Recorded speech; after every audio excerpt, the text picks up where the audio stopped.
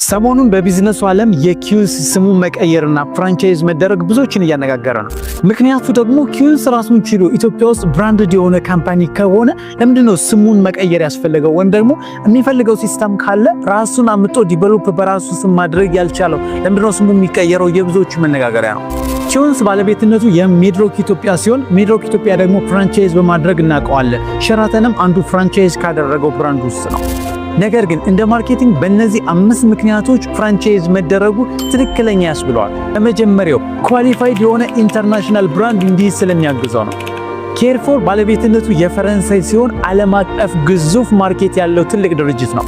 ይሄ ድርጅት በዓለም ላይ ከ15000 በላይ ሱፐርማርኬቶች አሉት። ስለዚህ እነዛ ሱፐርማርኬት ላይ የተጠቀማቸውን ስታንዳርዶች የኢትዮጵያው ኪዩንስ መጠቀም ያስችለዋል ማለት ነው። ሁለተኛ ኬርፎር የራሱ የሆኑ በሺዎች የሚቆጠሩ ፕሮዳክት አለው። ስለዚህ ኪዩንስን ፍራንቻይዝ ሲያደርገው እነዛን ፕሮዳክቶች ወደ ኢትዮጵያ በቅናሽ ለማስገባት ይችላል ማለት ነው። ሶስተኛ ኪዩንስ ኢትዮጵያ ውስጥ አሁን ላይ የሚያመርካቸው ምርቶች አሉ። እነዚህን ስታንዳርዳቸውን ጠብቀው ኢንተርናሽናል ኤክስፖርት ለማድረግ ይሄ አግሪመንት ያግዘዋል ማለት ነው።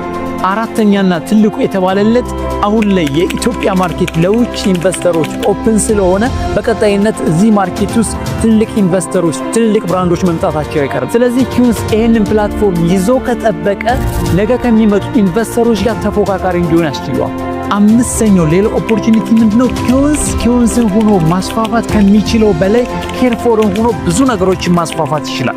ለዛም ነው በ2028 13 የነበሩ ሱቆችን ወደ 30 ለማሳደግ እቅድ ያዘው ማለት ነው። ስለዚህ ይህ አግሪመንት ለብዙዎቹ መነሻና ትልቅ እይታ ይፈጥራል።